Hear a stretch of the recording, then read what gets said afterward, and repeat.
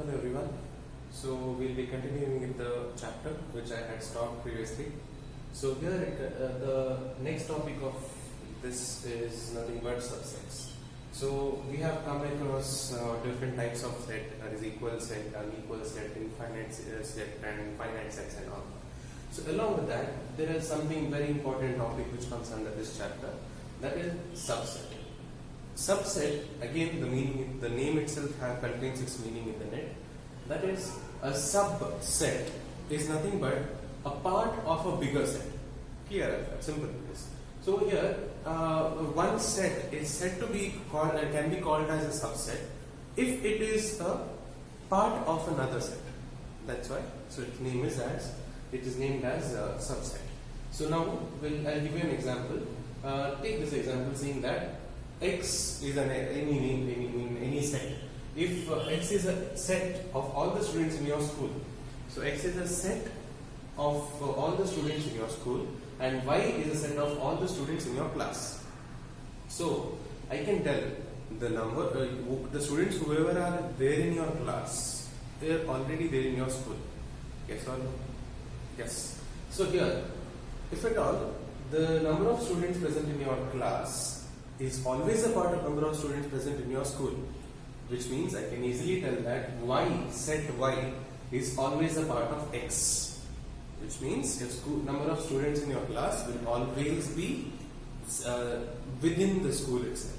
Okay, so that's why I can easily tell that Y is a subset of X within this example. So with the help of this example, I can easily tell that one set is a subset of another if the elements of one set is always a part of the other set. Clear? So remember it clearly, understand clearly, and this particular symbol you are seeing over here, it is not C. Okay, it is not C. You should always write it in this way. Many people just write it like that. It is wrong. Okay, don't write it like this. It is two parallel lines and a curve. Remember to write it in that way. It is always going to be two parallel lines and a curve. So that is a symbol for subset. So if one set contains all the number of parts, elements present in the other set, then the two sets are called as, the one set is the subset of another. So here this is the symbol, and this means the meaning of this symbol is nothing but is a subset of or is contained in. Okay, so here it happens in such a way that Y is a subset of X. You can read this sentence as like this: Y is a subset of X, or I can also read it in this way, that is, Y is contained in Y. Clear? So contained means the elements of Y is present in the elements of X. All the elements of Y is present in the elements of X. So that is how I can understand what is the meaning of subset, and this is the example which I wanted to explain to you all, and then we go to the definition.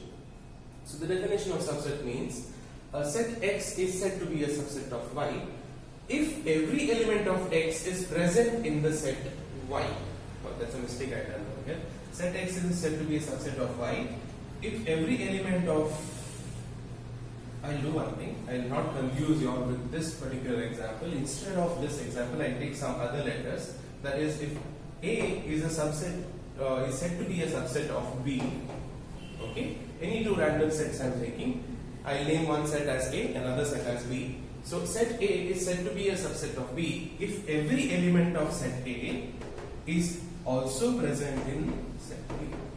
So every element of set A, if it is present in set B, then such a set is called as subset of the other set.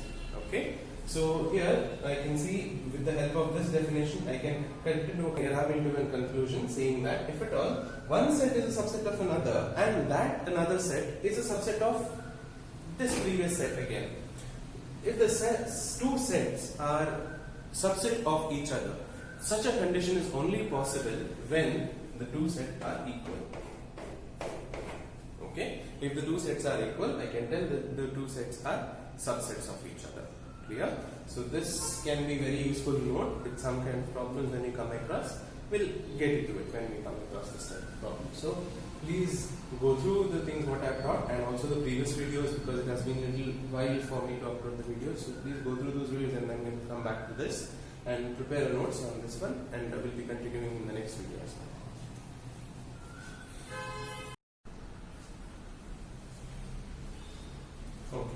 So we have come across the definitions of subset and also one of the note, and next we'll continue with the further set of series of notes, which is going to be very important for you to solve the exercise as well as the other numerical problems related to your exams. Okay, we'll begin with the first one, note.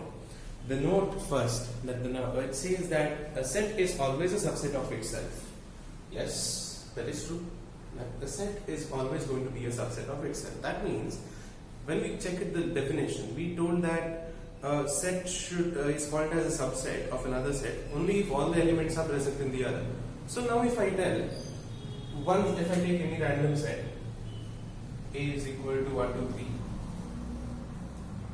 and the same set, if I write it again, 1, 2, 3, I can see that this thing, 1 is present in this one, 2 is present here, 3 is present here, which means I can easily tell that A will always be a subset of itself. That means all the elements present in A will always be contained in the self itself. So that's why I can always tell set is always a subset of itself. Okay. Then moving on to the next one, null set. So this thing is going to be a very important thing which you need to understand. A null set, though it is present or not, every set will contain a null set.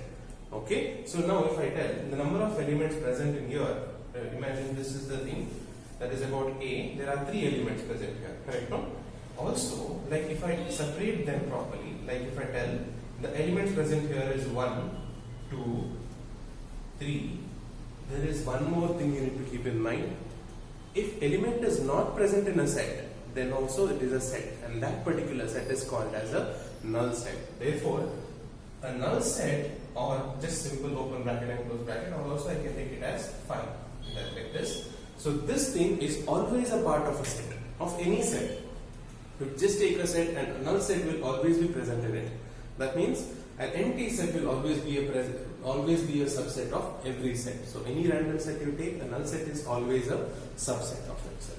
Okay. Then moving on to the third thing, the set of rational numbers is a subset of set of real numbers.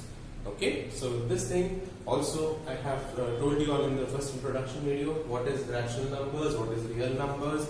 Natural numbers, all that thing, rational, real, integers, everything. So please go through that video also, and also if at all in that video also it is not clear, just let me know if it's not very clear. I can go through the 9th grade portion or even the 10th grade to explain it very clearly to you all. What is the meaning of rational, irrational, real numbers, natural numbers, integers, all that things. Okay. So recall all that definition and then you can easily understand what this note means. So here it tells that the rational numbers is always a subset of real numbers. So rational number is any number which can be written in the form of a fraction, that is p by q. A rational number is any number which can be written in the form of p by q. And real numbers are all the numbers present from 0 and everything, like plus, minus, 0.1, 2, 3, 4, 5, anything. So real numbers also can always be written in the form of p by q. Yes. So that's why rational numbers is always a part of real numbers. So remember the symbols, that is q is always a subset of r. R is standing for real numbers. Do not get confused with the rational numbers. Though their name starts with r both together, rational numbers is indicated as q and the real number is indicated as r. So rational numbers will always be a subset of real numbers. Remember that. Then moving on to the next thing. If at all A is a subset of B and A is not equal to B, we have come across in the previous thing that if A and B, A is the subset of B and B is a subset of A, then both the sets are equal, that is A is equal to B. Now what if A is a subset of B and A is not equal to B? Okay, which means B is not a subset of A. Simple as that. So this is going to be the most of the problem spaces, that what most of the numericals which are going to work out is going to be under this case, which means A is always called as a proper subset of B. So A will always be called as a proper subset of B and B is called as a superset of A. It is something to understand with that B is a set from where A is derived. Okay, so understand that B is a bigger set. And the elements of B are taken to form a smaller set and we name that set as A. Okay, rewind this video and understand what I am trying to tell. Slowly listen to it. So that here A is a subset of B which means A is a part of B, and then it is called, if at all B is not a part of A, then B is called as a proper subset of A. Okay, then A is called as a proper subset of B, and B is called as a superset of A. So remember this, do not get confused. I'll repeat once again. A is called as a proper subset of B, and B is called as a superset of A. Clear? Superset is something similar to that of a parent. So parent set of A. So which means the elements of A is taken from elements of B. Clear? So this is what this example means. I can tell in here also that A, if at all elements present in A is 1, 2, 3, and is a proper subset of 1, 2, 3, 4. We can see A is a subset of B, but B is not equal to A. Yes or no? Because there is one more extra element present in B, that is 4, and B is not a subset of A. So that's the reason I can tell B is a superset of A, and A is a proper subset of B. Clear? That will be helpful in some numericals.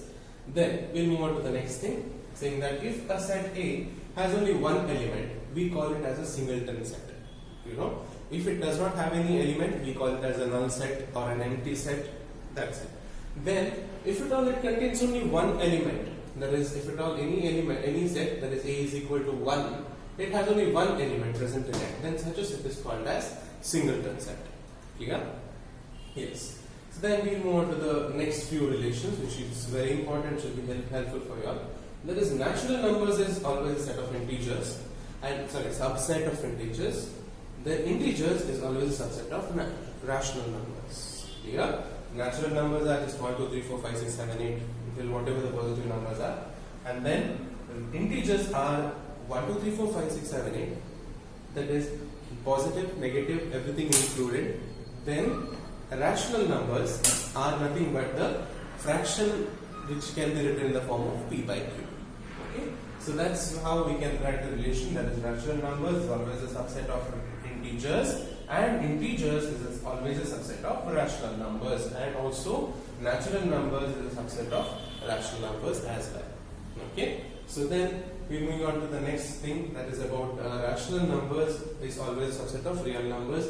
I think, yeah, we have already written here. So that's the thing. Rational numbers is always a subset of real numbers. Then irrational numbers are always a subset of real numbers. Irrational numbers are the ones which I cannot write in the form of P by Q. For example, I can tell root 2. You all have done plotting of irrational numbers in 9th grade or 10th grade. Okay. So root 2, root 3, root 5, all of these are called as irrational numbers, and they are always a subset of real numbers. Remember it. Then now natural numbers. So this thing I did it here. Natural numbers is not a subset of irrational numbers. Okay, natural number is not a subset of irrational number, and this is the symbol for not a subset. If you write a subset symbol and put a dash over it or put a slash over it, and that is called as not a subset. Clear? So natural numbers is not a subset of irrational numbers, because you know irrational numbers is root 2, etc. and all that. Natural numbers is just 1, 2, 3, 4, 5, 6, 7, 8, and these two have nothing to do with each other. So which means there is no common elements present between them, and that's why we can tell that natural numbers is not a subset of irrational numbers. Okay, so go through this video. I will come across the next topic quickly as soon as possible. Okay, thank you.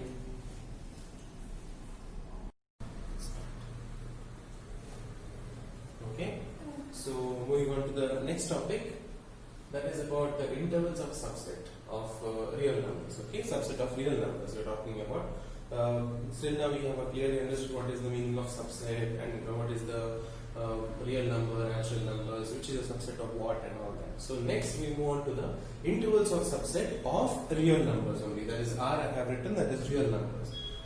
So here let A and B any random numbers which belongs to real number. Okay, so it can be any numbers like 0.1, I mean not 0.1, sorry, minus 1, 2 and plus 1, plus 5, any numbers, any random numbers you think of, and just imagine those numbers belongs to real number. Then after that also know one more condition saying that A is a lesser number than that of B. Clear? So I'll take an example along while explaining itself. So let me assume that there is something called -5 and 1 which belongs to a real number. Clear? And I know that -5 is always less than 1. You know, the negative number 5 is less than positive number 1. It's clear enough. And now you think of something which is related to number line. Okay? So recall the number line what it was. It was just a number line which was indicating the set of numbers, that is real numbers, real number line. So now A I have taken in my example as -5. Let me mark it here. And 1 I have taken randomly somewhere 0 is there. Okay, do not confuse with that. So I will not confuse you all with this thing. Now, in this first case, I am going to deal with the 4 cases of this particular interval. In that first interval, I am going to tell you all there is nothing but suppose if there is an A and B, and that A and B is not completely any particular interval is not starting with that number and not ending with that number. It just is in between those two numbers. Okay, whenever we tell write all the numbers which is between -5 and 1, this is the condition what I am talking about. And you will write the numbers which is between this and 1, -5 and 1. I will name it as set A, and I will write the numbers starting from -4 and -3, -2, 0, 1. Yeah? They can be any other set of numbers also, but still for now, for simple example, from here to here it is. Oh, sorry, I have taken 1. It's not included. 1 is not included. This is going to be the last number which we are going to write it. Clear? So this is how a number, that is the first interval, which is excluding the two extremes. If I tell A and B are called as the extremes, the end points of the beginning point and the end point. And this particular notation, you can see in this number line also, I have made a notation that this is a bubble where nothing is filled in.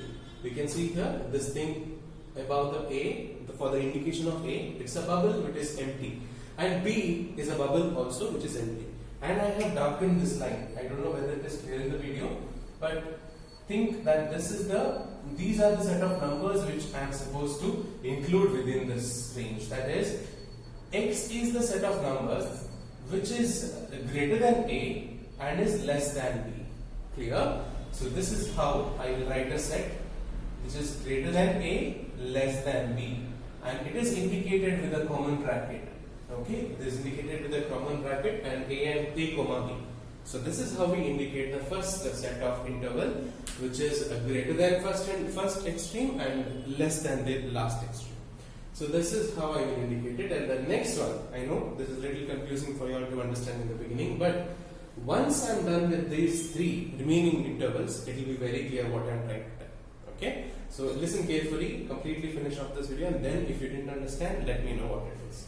So the second condition about second intervals I am talking here is including the two extremes, that is A and B are included in the set.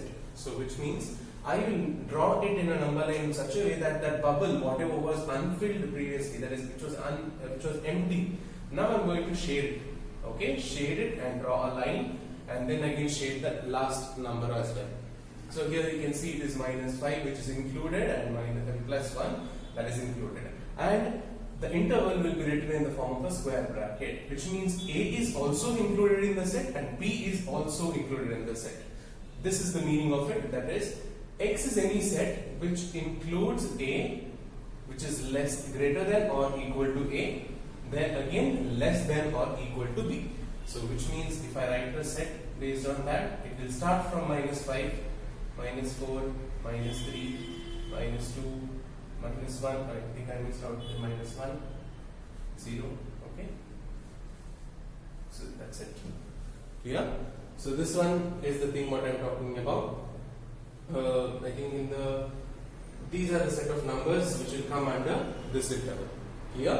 So we are making an idea of what it is clearly. And then we move on to the third interval, this thing. So here if I tell, you can see here, one of this part I am shading it, the other bubble I am leaving it empty. Okay, the two intervals are there, A and B. One of the interval I am shading it and making it darker, and the other one I am leaving it empty, which means The first number is included in the set, but the last number is excluded. So which is very clear to write a set here is a set is greater than or equal to A but less than B, which means -5, 4, I think here I have missed 0, then B, then here again 1. Okay, this includes B. In the second interval, this part B is included, whereas here B is excluded. B is excluded, which means 0 will be the last thing which I write. Yeah. So this is the interval. I hope you all are understanding what I mean. Then moving on to the third and the last interval, that is the first one I am excluding, the last one I am darkening and making it included. So here A is excluded and B is within the set. So you can see one is a common bracket, one more is a closed bracket, in the square bracket. So this is the set. Here I can write it as -5. Sorry, -5 is not included because A is not in the range. So -4, -3, -2, 1, 0. Then comes +1 because B needs to be included. So these are the intervals what we are talking about. So you can take any random example and understand. So sometimes what they can do is write an interval for the given set. So the set will be given to you. You just have to write an interval based on what condition it is, whether it is open the square bracket or the flower bracket or the common bracket. So common brackets means both are excluded. Square brackets means both are included. One of the square brackets and one more is a common bracket, which means one is included, one more is not. Okay? So recall this thing what I am telling, then we move on to the next. Okay? So moving on to the next topic, we will be talking about the power of a set, which is very important topic for your examination point. So power of a set. So power of a set means, I will explain it with the help of an example for you. Let A be any set 1, 2. So then imagine they are asking you all a question to write down all the subset of that particular given set. Subset means you know all the elements, split it up and write it. So here I tell A is a set which is given to me as 1, 2. We should write all the subset. I will start writing. Yes, of course, 1 is a subset because it is a part of it. 2 is also a subset, it is a part of it. 1, 2 is also a subset. As I told you in the previous note, recall it, what did I tell? Saying that a subset is always a subset of itself. I mean, a set is always a subset of itself. I'm sorry. A set is always a subset of itself, which means this set 1, 2 is always a part of that set itself. And one more note I have told you all, that a null set or an empty set is always a subset of every random set. So which means I will also include that is an empty set or just this thing. Okay. So there are 4 subsets of this given set. Here of this example there are 4 things. These 2 will be common present for any random set which you take. That is a subset is a set is a subset of itself, and there is null set which is always present as a subset for every set. So here the elements of these subsets I will go on writing, that is number 1, and then it is going to be 2, then it is 1, 2, and then it is a null set. I will write it in a simpler notation. Okay, so you can see this particular thing, a set of collection of all the subsets of a given set is nothing but a power of a set. Okay, so I will display the picture of that definition. Please note down that definition, just a picture of a textbook. In case you have a textbook, just read it, and when preparing your notes it will be helpful for you. So I'm just going to repeat what it is there in that. There is a collection of all the subset of a given set is nothing but a power of a set. Okay, so it's simple. Then let me go through another thing, like it's an easy note for you to remember. So I'll write it down. Number of elements in power of a set. You tell me how many elements are present in this power of a set. There is 1, 2, 3 and 4. Yes, I will write it. Okay, I'll keep this in mind. This will be helpful for knowing this one. So suppose number of elements are there like this in this way. I can write this as 2 to the power 2. Okay, so keep this in mind. I will go to the node. What is required for this one? So here I can see number of elements in A. This n of A, what I am writing, is nothing but number of elements of this one, set A, is m. Suppose number of elements present in the set is m, then the number of elements present in the power of that set will be 2 to the power of m. Okay? So I know this is not very clear right now, but with the example, I tell you all. What is it? Imagine this example itself. How many number of elements are present in A? 1 and 2. That's it. 2 number of elements are present in A set. Now check how many numbers will be present in the power of a set. I mean, without even opening up the number of set and writing it in that form, I can just tell number of power of a set is nothing but the number of elements present in the set whole to the power of 2.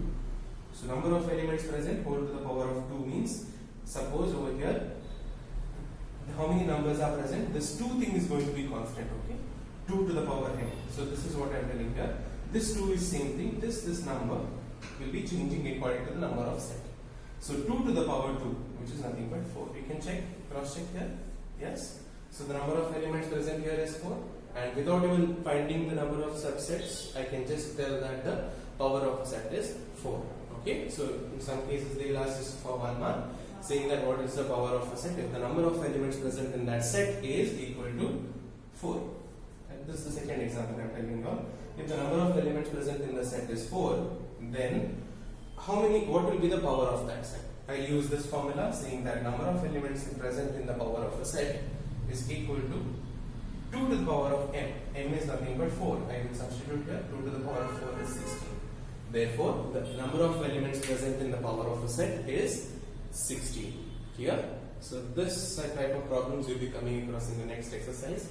So I request you all to complete that exercise and send me the picture of those problems as soon as possible. I know there are a lot of doubts, there might be a lot of doubts regarding the previous exercise as well, but I will clear all the doubts all together. I will not do it exercise by exercise. Okay. Once this chapter completely is done, I will clear all your doubts. So please go on doing the sums whichever is clear to you. Okay. Just in case if you are not at all understanding anything, please let me know. I will do this video once again and be helpful for you. Please send the notes quickly as possible. Do not delay. Okay.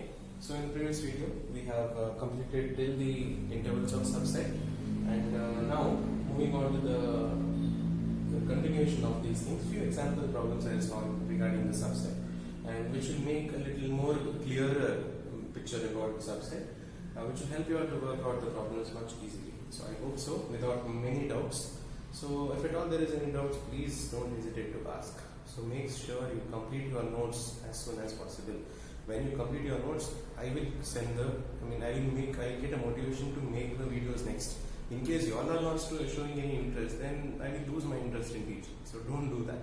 Okay, your questions will be delayed. So please complete the notes as soon as possible and just send the picture of that. So you get the next videos quickly as soon as you submit the notes. So please have a continuity in that. Okay. So next, moving on to the few example problems of subset. I'll take first example 1. Imagine if A is a set of all divisors of 56 and B is a set of all prime divisors of 56. The number is same over here, okay? That is all divisors of 56 and the prime divisors of 56. So what I'll do over here is I need to check. The question is check whether B is a subset of A or B is not a subset of A. So the question is simply it is nothing but whether B is a subset of A or not. Okay, so you should check whether the B is a subset of it or not. So first what I'll do is I just write down all the divisors of 56. Okay, so I'll just randomly write down all the divisors of 56. In that I can just tell 2, 4, 7, 8, 14, 28 and 56 are the divisors present in that. So I will write down the divisors of 56, and then this first set is clear to me. So first set is over. The set A is done, that all the divisors of 56 is been written there. Then moving on to the second set, they are telling that all the prime divisors, only prime divisors I need to write. So all the divisors are already there in this thing. So prime divisors would be just 2 and 7 because 4 is not a prime number, 8 is not a prime number, 14 is not a prime number, 28, 56, none of these are prime numbers. So only prime numbers present in that would be 2 and 7. So you already know that I have already taken the second set from the first set, which means the second set part, the set B is a part of set A already. It is already clear that second set part B is nothing but the set of, is a part of part A, set A, which means yes, B is a subset of A. So B is a subset of A. It is a subset of A because all the elements present in B 2, 7 is present in A. Yes or no? It doesn't matter whether extra elements are present. It doesn't matter at all. So all the elements, as long as these elements are present in this one, this particular set is going to be a subset of the first set. Clear? So in this, again, A is not a subset of B. Yes or no? A cannot be the subset of A because there are so many elements not there in B. So A is not a subset of B, which leads to the third note, one important note I had given you in the previous video. That note says that if in case A is not a subset of B, but B is a subset of A can be called as a superset of B. Superset of B. Yes. And B is a proper set. Proper set of A. Clear? So this confusion is cleared in case you have had a confusion regarding superset and a proper set. So proper set is B here and the superset is A. A is a superset of B and B is a proper set of A. Clear? So next, moving on to the next example, example number 2. Let A is equal to 135. Okay, so let A is equal to 135 and B is equal to, it's given in the set builder method. Yes or no? Yes. Yes, it is given in the set builder method and it is given as X is a variable where it is an odd natural number less than 6. Okay, so first of all, one set is clearly given to me, I'll write what is the second set. So I'll check what is it going to be. B is equal to, it is a variable which is an odd natural number less than 6. I'll write down the natural numbers which is less than 6.